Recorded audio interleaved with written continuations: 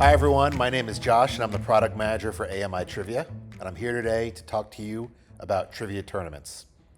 We all know that having trivia running on the TVs in your bar throughout the day is a great way to keep customers hanging out a little bit longer, ordering another beer, ordering another basket of buffalo wings, and just being in the bar longer than they maybe would otherwise.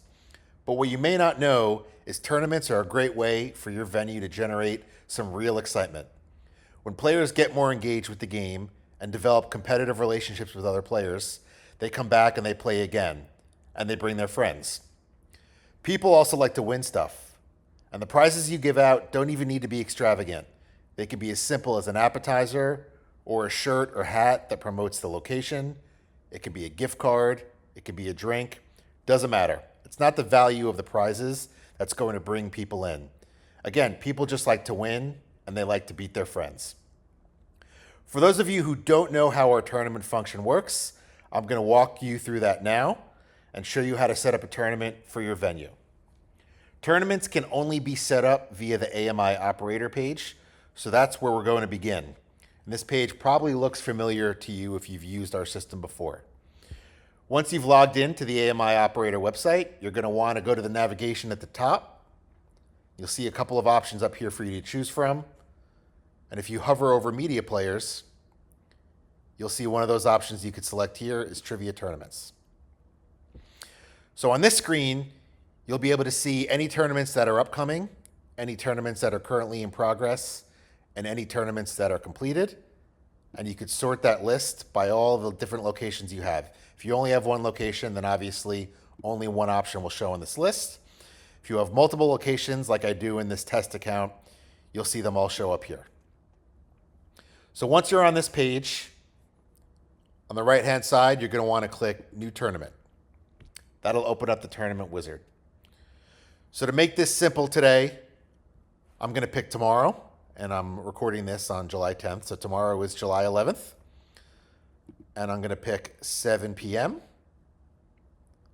And I want that tournament to end on July 11th as well. It's giving me an error here because I've got a 7 p.m. start time and a noon end time. Obviously, that doesn't work. So I'm going to adjust this to 9 p.m. I'm going to do a 2-hour tournament. You see, that does allow it to continue here. So July 11th from 7 p.m. to 9 p.m. One note, you want to make sure that your time zone is correct. So I'm going to leave this in the Eastern time zone. One important note here, you cannot set up or edit a tournament on the same day. So it will only allow me to set up a tournament for tomorrow. Will never allow me to set up a tournament for today. If I were to go ahead and create this tournament today for tomorrow and log back in here tomorrow, it would not allow me to edit that tournament because it is the same day of the tournament. So any new tournaments and any edits need to be done at least one day before. So now we're going to pick a location. And again, if you have multiple locations, you can run this tournament in multiple locations. I'm going to go ahead and just pick one location here. And we'll pick the test location and click Next. So on this screen, you'll see the first option here that what tournament type. You can only choose free. We no longer have an option for paid tournaments. That's been removed. So free is the only thing you could select here. And in fact, you don't even need to select anything. It'll just automatically choose free. So then you're going to select the scoring format for your tournament. As you know, each game is 20 minutes. So in a 2-hour tournament, that will consist of 6 games. So how do you want each player's score to be calculated? You can choose top 3 or top 5. Top 10 here will not allow me to select because it's only a 2-hour tournament. Essentially what this is saying is that, and I'll walk through each one of these. If I choose top 3, it's basically saying that somebody who plays in the full 2 hours of the tournament, who plays 6 games, their top 3 scores among those 6 scores will count towards their tournament score. If I do top 5, it'll count 5 of their 6 scores. It's basically giving each person one score that they can throw away. This, I will say, is the most common option to choose from. In a longer tournament, in a tournament that is maybe 4, 5, 6 hours long or a multiple day long tournament, You can select top 10. That's not something that you'll be able to choose here. And just one note on that, I picked 2 hours for your tournament. You can do a tournament that lasts a week. You could do a tournament that lasts a month, multiple hours. That's entirely up to you and how and how you want your tournament to run. So I'm going to pick top 3 for the sake of this demonstration here. And next, we're going to move to prizes. So if you're only giving out a first prize, then you would just leave everything set as is, and I might put $25 gift card. Oh, excuse me, and the prize value is 25. If I'm giving out multiple prizes, you would just click this add prize as many times as needed, and you would edit accordingly. T-shirt, and maybe the value is $5 or $10. You could also just put 0 if you're not actually giving anything out with any real monetary value. And maybe this is free beer. And again, you're welcome to put 5. You could put 0 as well. The prize doesn't actually matter. The value doesn't actually matter here. You would see it appear in the official rules. But for just a casual Tuesday night tournament, 0 is a totally acceptable thing to put in there. How to claim your prize. So here, most people put something like, please see bartender or manager to claim your prize. Again, these instructions are going to be unique to your own venue. This is kind of the common thing that people put here. So now we're going to click next and move on. And here it's going to ask me to give the tournament a name. And we'll just do Tuesday night throwdown. Again, just making it up. And this tournament that I scheduled actually isn't even on a Tuesday because tomorrow is Friday. But again, whatever you want to name your tournament, you can go ahead and put that here. Tournament operator. This would list the name of your business. This would list your email address in here. And again, this would list your address. This is all information that would go in the official rules if anybody wanted to read that. This doesn't get sent anywhere, doesn't get shared with anybody.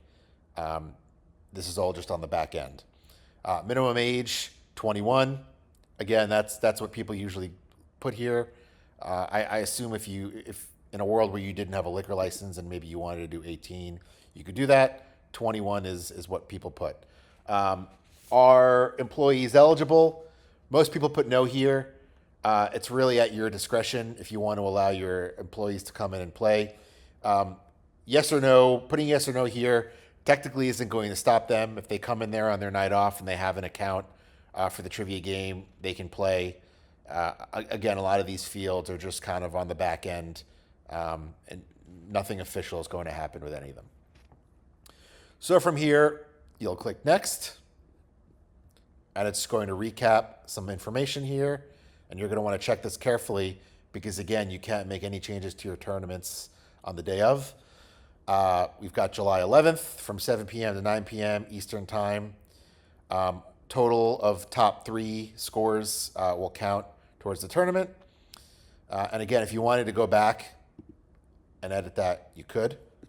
So for example, I'm going to jump back here and make that top 5. And all my information is still saved. So now again, I'm on the screen. Total of top 5 scores will count. First prize is a gift card. Second is a t-shirt. Third prize is a free beer. Everything looks good. It's going to run at the product test location is where I've set for the location for this venue. And click next. So now you've got the official rules here. Again, this is just boilerplate language that walks people through what they need to enter in order to set up an account, how the trivia challenge works. It's Friday on 7 p.m. to 9 p.m. It's going to happen at the product test location. This talks about the scoring and how each round works and how it's your top 5 scores are going to count. Again, winner notification and verification. Is it going to tell you how to claim your prizes, prize instructions, what actually are your prizes? I obviously encourage everybody to read this. People who play in the tournament won't be shown this information automatically. They can click on a button to read it, but this just exists in the back end just in case. I hereby acknowledge that I have read and understand this. I agree. And I click finished. And now it says your tournament has now been created and will automatically be promoted both in-app and on TVs at participating venues. Winners will be notified in-app and via email. What that means is people will see on the screen and in their app that they've won, and to please see the bartender or manager to collect their prize, as we mentioned. When it says here that the tournament will be promoted, what this means is essentially once you've set all this up, the app will automatically create ads that will run on your screens for up to 1 week in advance. I'm sure a lot of you have seen the ads that our ad manager tool creates. These tournament ads will look like that. It'll say, come in on on Tuesday night from 7 p.m. to 9 p.m. First prize will be a $25 gift card, and so on and so forth. And those ads will run for up to 1 week before your tournament. Obviously, this test tournament I just created is for tomorrow. So in that case, the ads would run starting today and tonight, and would run through the day tomorrow up until when the tournament starts. One final note. If you have created a tournament and once you've run a tournament, under completed tournaments, you can click on a test. You can click on an old tournament and click run again. This will save you some time. It will automatically port all the information in there.